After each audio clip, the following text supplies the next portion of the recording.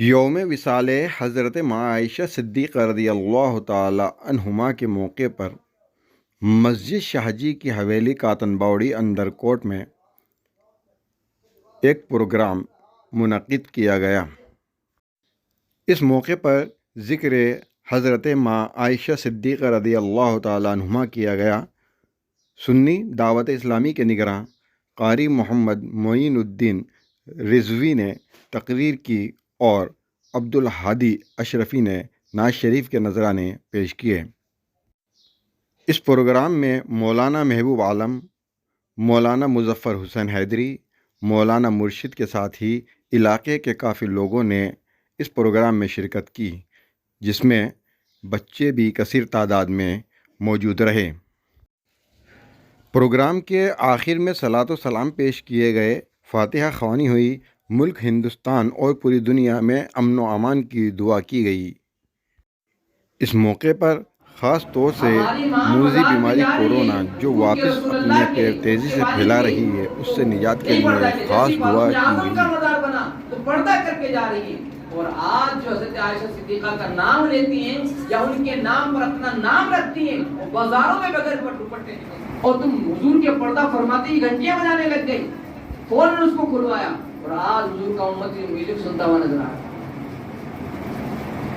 یہ ہمارے حالات، یہ ماں جس کو روک دیں گے وہ بات۔ آپ کی زندگی یہ تھی کہ آپ کے پاس ایک مانگنے والا فقیر آیا، غریب کہ نواسہ رسول مجھے کچھ عطا کر دیجیے، تو آپ نے فرمایا تشریف رکھو میرے پاس، آپ کا رزق راستے میں ہے، آ رہا ہے۔ بیٹھ گئے ان لوگ، آپ کی طرح انتظار۔ آج زکوٰۃ فرض ادا کرتے ہیں، لائن لگواتے ہیں لوگوں کو، علماء کو، مداری جو چلا رہے ہیں، اور اس کو ملا لو۔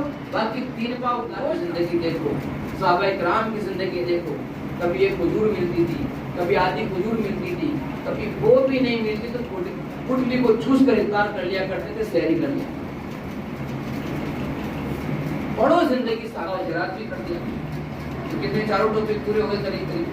فتح مکہ بھی ہو گیا، فتح امام حسن کا بھی ہو گیا، ماں عائشہ صدیقہ کے بھی ہو گیا، اور شہداء بدر۔ آج کا پیغام یہی تھا کہ اللہ کریم ہم سب کو ان باتوں پر عمل کرنے کی توفیق عطا فرمائے، اور دعا کریں اللہ کی بارگاہ میں آج کہ اللہ تعالیٰ شہداء بدر وہاں سے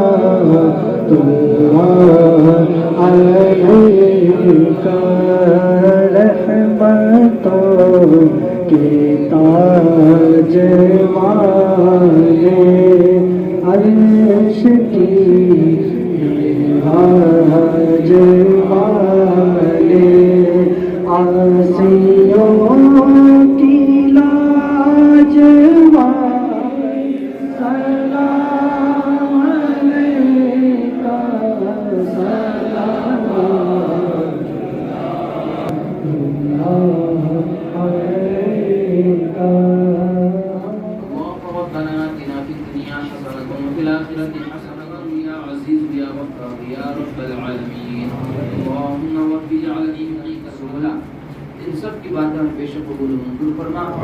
جتنے اسلامی جنگوں میں آج کا دن جو ماں عائشہ صدیقہ رضی اللہ تعالیٰ عنہ کے وصال کا دن ہے، تو ان کا عرس منایا گیا، اور ساتھ ہی ساتھ شہداء بدر کا تذکرہ کیا گیا، اور اسی کے ساتھ فتح مکہ کا بھی، اور حضرت امام حسن رضی اللہ تعالیٰ عنہ۔ یہ چاروں پروگرام ایک ساتھ وقت کی قلت کی وجہ سے رکھے گئے، اور ماں عائشہ صدیقہ رضی اللہ تعالیٰ عنہ کی فضیلت یہ بیان کی گئی کہ آپ کے پاس لاکھوں روپے دینار درہم آتے تھے نا، تو آپ شام تک ان کو اللہ کی راہ میں خیرات کر دیتی تھی، اور خود سوکھ کر روٹی سے صبح رات کو کھاتی، اور صبح کو شام کو اسی سے افطار کر لیا کرتی تھی۔ یہ آپ کی شان تھی۔ اسی طریقے سے امام حسن رضی اللہ تعالیٰ عنہ، آپ کے پاس اگر کوئی مانگنے والا آتا تو اس آنے والے کو جتنی رقم ہوتی اس کو دے دیا کرتے تھے، اور ساتھ یہ بھی کہتے تھے ہمیں دینے میں تاخیر ہو گئی۔ اس طریقے سے غریبوں کی مدد کرتے تھے، ان سے معافی بھی مانگا کرتے تھے تاخیر ہونے پر۔ اور شہداء بدر جو ہیں، جو اسلام کی پہلی جنگ ہوئی تھی بدر کے میدان میں، تو ان کا تذکرہ کیا گیا کہ اللہ کریم نے ان کے فرشتوں کے ذریعے ان کی مدد فرمائی، اور حضرت ماں عائشہ صدیقہ رضی اللہ عنہ کے فضائل اور فتح مکہ کے بارے میں بتایا کہ حضرت حضور رحمت عالم صلی اللہ علیہ وسلم جب جب فتح فرمایا مکے کو تو کسی کا خون خرابہ کیے بغیر آپ مکے میں داخل ہوئے اور اتنی اپنی گردن کو پیشانی کو جھکا کے گئے کہ سب سے بڑی ذات اللہ کی ہے. اگر اللہ کو فتح نصرت عطا فرمائے تو تکبر گھمنڈ نہیں کرنا چاہیے, ساری طاقت اللہ کی لیے. ایک صحابی تھے جن کے ہاتھ میں جھنڈا تھا, انہوں نے یہ لفظ بول دی تھی کہ آج تو بدلہ لینے کا دن ہے, تو حضور صلی اللہ علیہ وسلم نے ان سے فوراً جھنڈا لے لیا کہ آج بدلہ لینے کا دن نہیں, آج معاف کرنے کا دن. یہ پیغام دیا گیا آج کے ماہ رمضان کے اندر. اللہ تبارک و تعالیٰ نے 3 عشرے عطا فرمائے. پہلا عشرہ رحمت کا جو مکمل ہو چکا, دوسرا مغفرت کا جو چل رہا ہے, تیسرا آئے گا جہنم سے آزادی کا. انسان کی زندگی دیکھی جائے تو ان تینوں ادوار کے اندر اور تینوں چیزوں کی ضرورت انسان کو. زندہ تو رحمت کی ضرورت ہے, اگر رحمت کا عشرہ صحیح طریقے سے گزار لیا تو اس کی زندگی صحیح گزرے گی.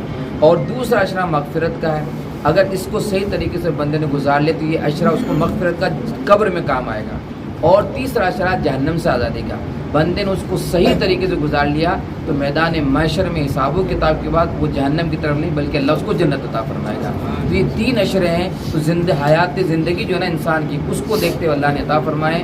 اور اس کے اندر بندہ اگر 1 رکعت نفل نماز پڑھے ماہ رمضان میں تو اللہ تبارک و تعالیٰ اس کو نور کا ایک شہر عطا فرماتا ہے. یہ فضیلت ماہ رمضان کی. اور فرمایا اس مہینے کے اندر بندہ اگر 1 دینار یا 1 روپیہ اللہ کی راہ میں خرچ کرے تو 70 سے 700 گنا اللہ اس کو عطا فرماتا ہے. اور اسی طریقے سے ماہ رمضان میں جس پر زکوٰۃ فرض ہے, اگر وہ زکوٰۃ نہیں دے گا ان روپیوں کو جہنم کی آگ میں تپا کر کے اس مرد کے, اس عورت کے جسم پر لگایا جائے گا, جو اس کی ہڈیوں کو توڑتے ہوئے پیچھے نکل جائے گی, کمر کو توڑتے ہوئے آگے آ جائے گی. اس طریقے اس کو عذاب دیا جائے گا. اور جس چیز کی زکوٰۃ نہیں نکالی جاتی, گنجا شکل میں سانپ آئے گا, بہت بڑا سانپ جو اس کو دوڑائے گا میدان محشر میں, اور لعنت کا توق بن کر کے اس کے گلے میں آئے گا اور بانچھے پکڑ کہے گا میں تیرا وہ مال ہوں جس کی تو زکوٰۃ ادا نہیں کیا کرتا تھا.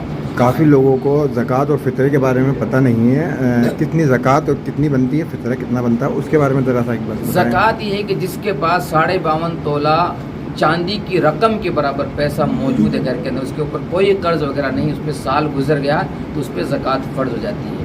اس کو یوں سمجھیں کہ کسی کے پاس 1 تولہ سونا ہے اور تھوڑی سی چاندی ہے تو اس کے اوپر زکوٰۃ فرض ہو گئی. اب اس کو سب کو جوڑ کر اس کے پاس جتنے پیسے پڑے, چاہے FD کی شکل میں پڑے ہوں, چاہے مال تجارت پڑا ہو مکان کے اندر, یا اس کے پاس بیچنے کے پلاٹ رکھے ہوئے ہوں جو بیچنے کی نیت سے ہو, ان سب پر زکوٰۃ فرض ہے. ان سب کا جتنی رقم خریدی گئی ہے ان کا حساب لگا کر زکوٰۃ نکالنا اس پر فرض ہے. نہیں نکالے گا تو گنہگار ہوگا. اور وہ جو 1 روپیہ زکوٰۃ کا اس میں مل گیا تو سارے مال کو برباد کر دے گا.